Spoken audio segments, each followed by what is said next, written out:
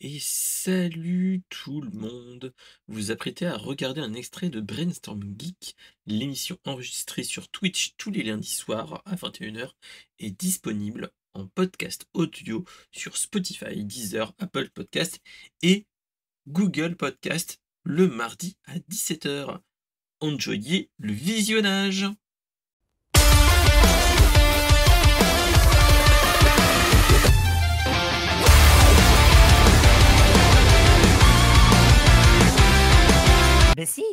Si, allez, allez, vas-y, Allons-y, passons. allons-y alors. Alors, là, on va parler de Star Wars. Vous me connaissez, grand moment Star Wars. Hem, je suis plutôt fan de Star Wars. Je ne lis pas les comics et ainsi de suite, pour cause de je n'ai pas le temps, malheureusement. Qu'est-ce qui se passe? Depuis quelques années, je pense que vous savez bien qu'on a eu une postlogie, on a eu plein d'autres choses. On a eu des spin-offs qui ont moyennement bien marché. On a eu des séries Star Wars qui ont bof, à part Endor qui est plutôt bon et la première saison du Mandalorian. Et The Mandalorian. Voilà. Et donc, nous avions eu aussi depuis quelques années plusieurs annonces qu'il y aurait, plein de films et là dernièrement, on nous avait dit que, tous les projets qui étaient annoncés étaient plus ou moins morts, hein. Voilà, on nous donnait plus beaucoup de nouvelles et ça faisait dès, avant le covid, je crois, on ne parlait plus d'un projet de film avec Patty Jenkins, il y a quelques années. On nous avait teasé un film qui était sans Jedi et malheureusement, à l'époque, on nous avait dit que, bah, vu que c'est la réalisatrice de Wonder Woman et de Wonder Woman 1984, il y avait beaucoup de monde qui, petit à petit, en fait, disparaissait malheureusement et les projets le projet du film Star Wars avec Patty Jenkins avait été mis plus ou moins à la trappe. Sauf que, vous le savez, James Gunn a repris le DCU, enfin le DC Universe cinématique et Mmh. les suites de Wonder Woman ont été annulées et donc Patty Jenkins n'a plus de projet. La semaine dernière, nous avons eu une bande annonce d'un enfin, avec Patty Jenkins qui met son casque de pilote de X-Wing, sa tenue et qui va vers un X-Wing. Tout ça pour annoncer que prochainement, il allait y avoir un film Rogue Squadron. Alors, déjà, j'ai envie de vous dire, avant de dire qu'il y aura un film Rogue Squadron, actuellement, on a déjà des projets. On a la série The Acolyte qui arrive très prochainement avec des bandes annonces, D'ailleurs, la etc. bande annonce est sortie C'est aujourd'hui. ça. Je me suis préservé, je vais le regarder au moment de me coucher, juste histoire de me relaxer, mais chut, on me spoile pas. Alors, tout ce que je peux te dire, c'est que ça n'a rien à voir avec la saga. Tu peux la Bah, de toute retirer, on façon, est on est très on loin de la saga c'est ça, donc c'est et ça ça fait qui est cool plaisir. et c'est ça qui est cool. Il y a un projet de film Mandalorian. Il y a aussi un projet de la Haute République théoriquement, mais qu'on n'a eu pas de grosses informations plus que ça et il devait y avoir aussi un film sur, moi j'appelle ça le Dave Filoni Universe. C'est-à-dire qu'on verra, les personnages de Rebelle, donc Ahsoka et tout ce qui est Rebelle, donc qu'on a vu dans la série Ahsoka.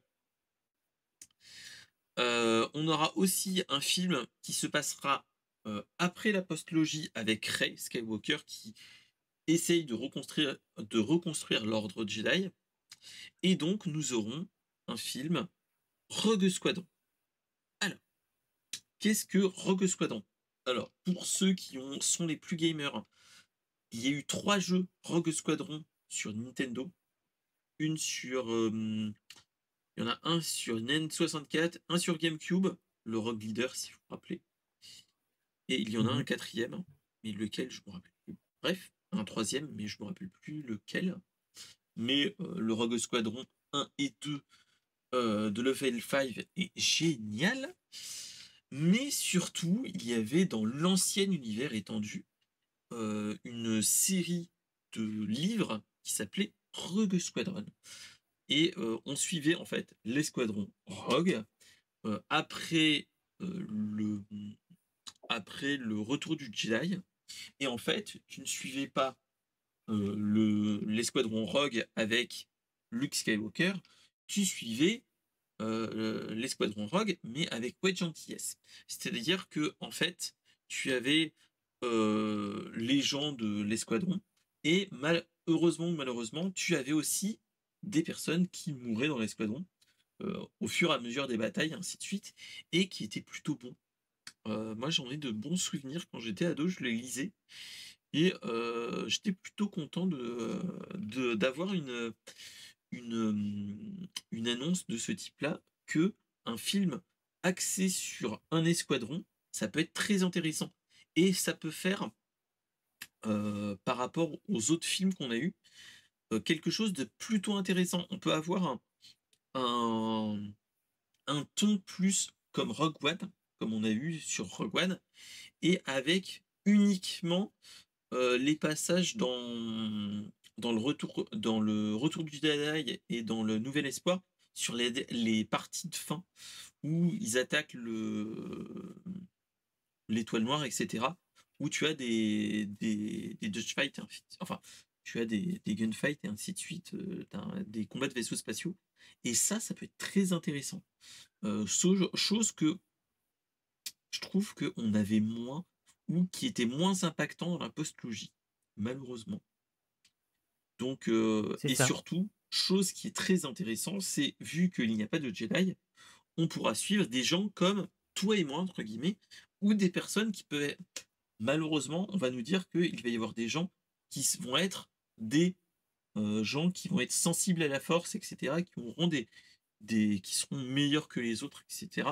Chose que j'espère pas. J'espère plus que ça sera un film pas militaire, mais où tu vois la vie d'un escadron.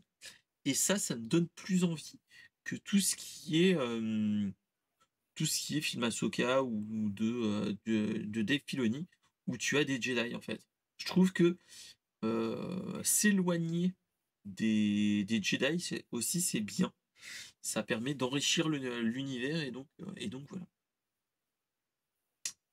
Je Qu'est-ce que suis tu en assez penses? d'accord avec toi car c'est bon, on sait tout sur les Jedi, on voit trop de Jedi. Pourquoi on se concentrerait pas sur d'autres trucs? C'est pour ça que j'aime beaucoup, Rogue One, c'est parce qu'on se concentre, sur la naissance de l'Alliance rebelle et comment ils ont eu, les plans de l'Étoile noire. Bon, on a eu Dark Vador, enfin, mais ça, c'est normal, ça fait partie de l'histoire. Mais Mais après, mais moi, ce je qui trouve que mais c'est ce très qui serait intéressant aussi. plaisant, maintenant, Et c'est ça qui est très intéressant même dans Rogue One. ouais, En fait, bah, tu as un point de vue. il y a le décalage avec, le truc, c'est pour ça. Moi, je trouve que ce qui est très intéressant avec Rogue One, c'est que en fait, tu es du point de vue de soldats, pas troufions, mais presque. Et en fait, tu vois le fossé que tu as entre les Jedi et le commun des mortels. Mmh. Tu vois que en fait, c'est des surhommes, entre guillemets. Ils te butent facilement tout le monde. Et, et c'est un petit peu pas le Deus Ex Machina, mais presque. Et c'est ça qui est intéressant. Et c'est ça Mmh. qui est très intéressant dans un film Rogue Squadron. On serait à l'échelle plus humaine. Et ça, je trouve, c'est ça qui manque des fois un petit peu dans les films Star Wars, où tu as les surhommes et le commun des mortels. C'est ç Donc voilà. c'est ça, il faut s'ils doivent, exploiter, l'univers Star Wars, qu'ils laissent les Jedi et les Sith tranquilles, mais qu'ils se concentrent, sur sur les soldats, Rogue Squadron, tout ça, ou même sur les civils. Comment ils vivent, cette clairement. guerre, qu'ils n'en peuvent plus, tout ça, ce serait incroyable. Et Imagine même, un It's War, je sais plus comment ça s'appelle le jeu, où tu joues, des survivants, pendant une guerre, c'est ah tiré, oui, du siège, de Sarajevo. c'est This Is War, non, It's War of Mine, un truc comme This War ça. of Mine, c'est ça. C'est This War of Mine, Bah, ouais, qui est très génial. pourquoi pas pourquoi pas un Is War of Mine, mais dans Star Wars, mais du point de vue, des civils. Parce que, on on se pense pas aux civils, dans les films de guerre et tout ça. Mmh mh. Je pense qu'il y a en fait, c'est ça qui est malheureux, c'est que en fait, Disney a un petit peu fait, du Disney en essayant de refaire toujours la même chose. Ils Mmh, auraient peut-être dû faire quelque chose en se disant: «Voilà, OK, post-logie, pourquoi pas?» Heu, Malheureusement, ils ont fait un petit peu une technique que moi j'ai pas trop aimée, de faire une post-logique qui, quand tu la regardes, les 3 à la suite, il y a pas vraiment de tout et c'est ça qui est malheureux. Alors que l'Empire contre-attaque, c'est enfin, ça. le Nouvel Espoir jusqu'au Retour du Jedi, tu sens qu'il y a un tout et même la prélogie, tu as un tout. Alors que le 7, 8, 9, c'est pas, t'as pas l'effet trilogie. Enfin, si, elle y est, mais c'est tenu par des bouts de ficelle, Il malheureusement. manque un truc. Il y a pas le supplément d'âme qu'on Comme avait avant. dirait Comme dirait, mon pote, c'est collé avec, de la glu et du caca. Voilà. Malheureusement, c'est ça qu'il faut dire, mais Voilà. donc ouais, donc attendons de voir déjà le Star Wars Day entre le 4 mai, hein, de toute façon. Je pense qu'on va en entendre parler Bah, ouais. de toutes les séries des films qui vont arriver, voire carrément des bandes annonces, donc on verra ça dans 2 mois, un petit peu moins de 2 mois. Donc voilà. Merci de m'avoir écouté. N'hésitez pas à proposer des actus sur la pop culture dans le Discord et dans les commentaires, de réagir et surtout mettez le pouce bleu. Allez, à bientôt.